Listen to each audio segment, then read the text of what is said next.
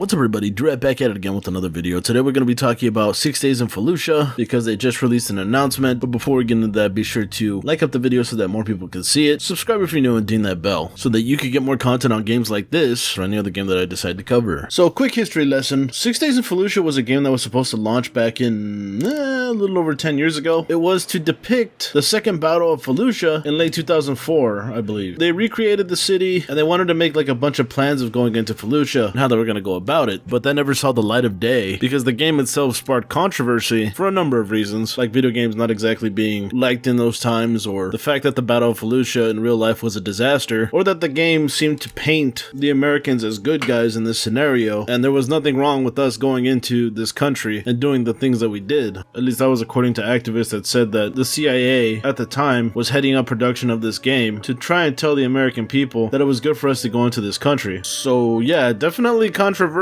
and honestly nobody thought that this game would actually see the light of day. In my personal opinion, I don't really have a problem with the game being made. I mean, we already have Fallujah maps depicted in other games and have games that have depicted real world battles already, so that's not really an issue. But what I do have a bit of a problem with is how they're going to describe what happened. Like, is it actually going to say that America committed atrocities, or is it just going to skim over those facts? Honestly, if this game actually does that, I will give it fucking props. It has big balls if it fucking does that, but I don't know if it's actually going to do that. We'll definitely have to see when we get our hands on it. I mean, from the looks of it, it just seems like it's going to stick to the perspective of the soldiers who fought in the battle, and I mean, from their perspective, they're thinking that they're probably doing what's best for the country, doing what they're told, and not really questioning why they're in Fallujah. But anyways, nobody actually thought that this game would see the light of day until 2021 rolled around February, when they announced that 6 Days in Fallujah was actually going to come out that year. Obviously that didn't happen, but there was definitely a bunch of noticeable changes. One being that it was not going to be in third person anymore, and two being that it was actually going to hover around the soldiers in the battle instead of the whole battle itself. Those are just some noticeable changes, but there were definitely more. They announced that it was going to drop sometime in 2021, but my biggest issue that I had with it at the time was that they weren't really showing off a whole lot of gameplay, which had me really concerned, because how are you going to announce it, not show any gameplay, and say that it's going to come out in the same year? And obviously when it came time to actually,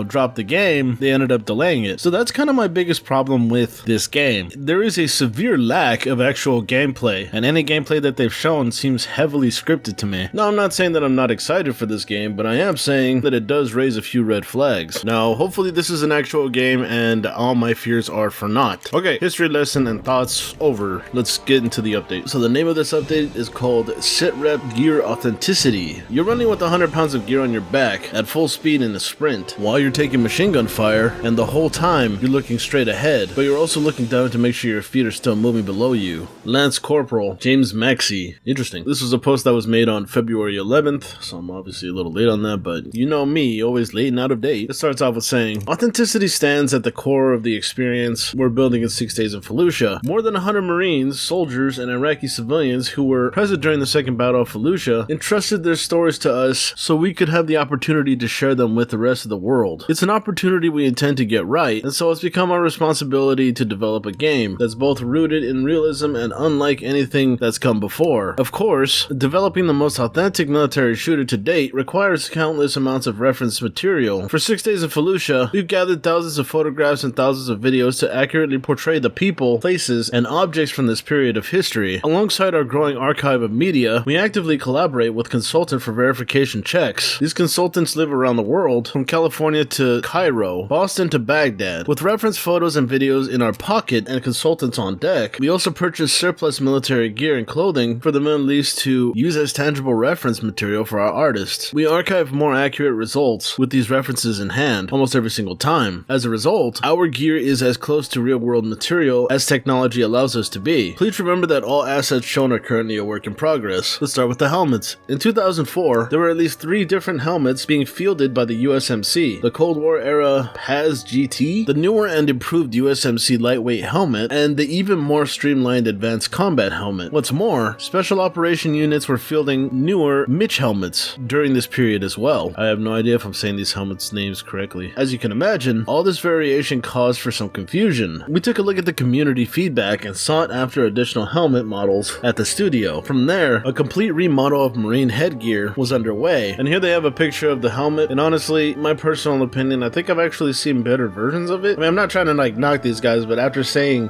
get gear from World War III, I think my expectations are just a little higher, but you know, I'm not really here for the game's looks, I'm here for the experience, you know, the experience of clearing houses one by one, not knowing what to expect, that kind of experience. But it's a nice looking helmet, don't really have too much to say about it, so let's push on. The model and remodel process pose a few challenges. First, every piece of art is interconnected in a long chain. Any tweaks or adjustments made have a good chance of affecting other pieces in this puzzle. Assets are continuously passed back and forth between character artists, animators, and technical artists to meet authenticity goals both outside and inside of the game engine. There have been cases in which equipment models were identical to our reference material until they were imported into Unreal. It's a very dynamic process, and we want to commend our entire art team for the long hours dedicated to getting the details right. Now, our player base can rest assured knowing our base Marine character wears a USMC LWH with a more accurate upward curve at the back. Next up are our flak jackets, or plate carriers. As it turns out, one of our reference was a bit too new. The USMC had made some subtle changes between the time of the battle when we took our photos of Marines at Camp Pendleton shortly after. Oh, Camp Pendleton, it's actually not that far from here. Upon realizing we needed to go back in time to get closer to the real thing, we acquired the correct interceptor body armor vest. From there, our artists went back to work in a similar fashion to our helmet rework. Now, our flak jackets are more authentic with fewer mobile webbing rows. And they got a picture of it right here. It looks kind of simplistic to me, if I'm being honest. I'm not even sure where we're supposed to put the plate carrier, or is this whole thing just the armor? But anyways, moving on to the next thing here. Let's talk about the variety of pouches featured in 6 Days. We have received some community feedback on coloring after digging into more reference material, some of which was provided by the community. We found different levels of color variation. In some cases, magazine pouches were colored coyote tan. In others, they were woodland instead of a one-size-fits-all solution to the coloring. We're now including multiple variations to paint a more accurate picture as a whole. Here they have a developer comment. Part of our design pipeline uses recolors on our models. We identified an issue in which colors tended to wash out, and we lose details from the base texture that was not making its way to the end with the recolor. Now, our new recolor tech is immensely more accurate in terms of color chroma to the actual colors used in the factory camouflage pattern and fabric. Taking things one step further, we even aged them slightly, as Marines were not typically wearing anything that was 100% fresh off the military quartermaster. And then we got like a full picture of the uniform underneath this right here. That guy's face kind of reminds me of freaking Quentin Tarantino, if anybody knows who that is. Moving on the topic of hydration pouches, we appreciate the conversation regarding the standard issue versus the Camelback. However, we decided to go with something similar to the Camelback for a few reasons. While Marines were given the standard issue hydration carriers and canteens, most found themselves wanting more to work with. They often brought their own Camelbacks alongside personal goggles and sunglasses into the field. Some Marines we spoke with even preferred the Camelback to the standard issue. In fact, Camelback Products says its sales figures over the last decade indicate that 80% of military personnel in the Gulf have the backpacks. And they have a source page here. Interesting. Oh,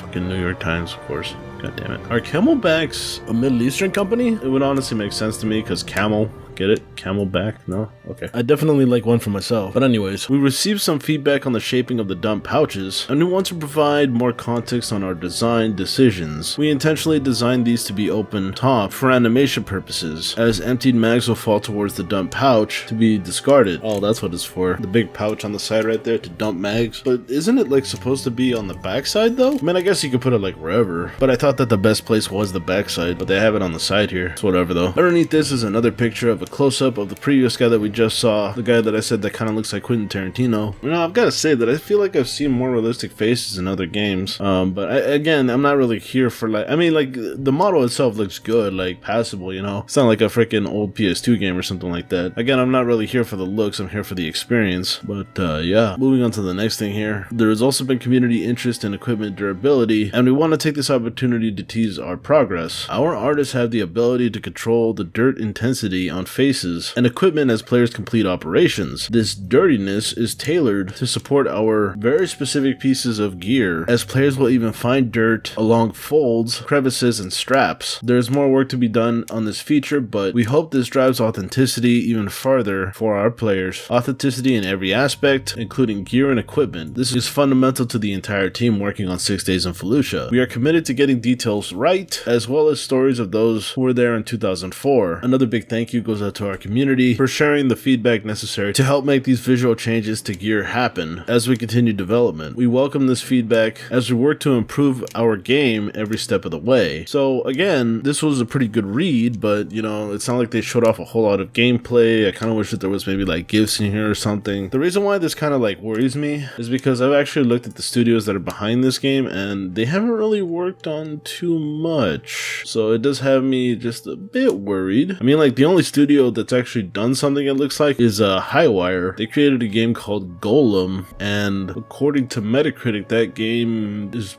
pretty average, it looks like. So I'm actually kind of curious to know how this game is going to turn out. Hopefully it's one of the better ones to come out in 2022, if it comes out in 2022, because we still don't actually have a date as far as I can tell. So I mean, I'm excited for this game, but I'm very skeptical about it because there's not a whole lot of gameplay that's being shown off here. There's just like a lot of scripted stuff, and any gameplay that was shown felt very heavily scripted. But hopefully my worries are for naught and we're gonna have a great game here. If it's anything like how they describe it, then we might actually get a game that's kind of close to a Brothers in Arms type of game where you can like order people around and do flanks and all that stuff. That'd be freaking awesome. But I guess we're gonna have to see what it looks like whenever it decides to come out, whenever they actually decide to show off raw gameplay. That'd be great. So yeah, that's all I really got to say about this game. What are your guys' thoughts? Tell me in the comments below, because I'm gonna end it here. If you enjoyed the fact that I cover games like 6 Days in Fallujah, then be sure to like the video, share the video, comment down below. If you're someone that would like to support the channel, check out my Patreon or hop on the join button that's underneath the video. If you're someone that's new to this channel, be sure to subscribe and ding that bell so that you can get more content on games like these or any other games that I decide to cover. With that all being said, I want to thank everybody for coming out to watch, and I guess I'll catch you in the next one. Bye bye.